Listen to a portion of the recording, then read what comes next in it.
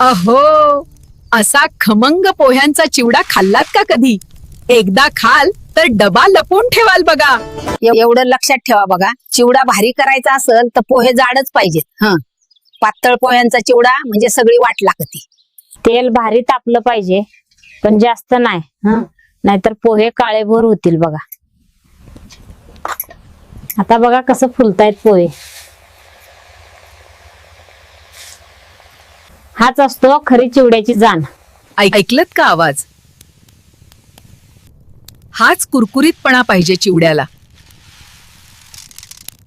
शेंगदाणे जर खमंग नाही झाले तर चिवड्याला मजाच येत नाही बघा. हा खोबऱ्याचा रंग दिसतोय. असं सोनसळी भाजलं की चिवडा भारी लागतो. आता आली खरी झणझणीत चव. या फोडणीशिवाय चिवडा म्हणजे काहीच नाही. मोहरी तडतडली ना म्हणजे फोडणी एकदम जाम जमली बघा. असं हातानं, हलक्या हातानं मिक्स करायचं,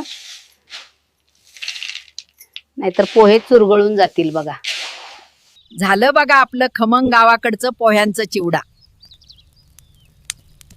खाल तर बोट चाटत बसाल.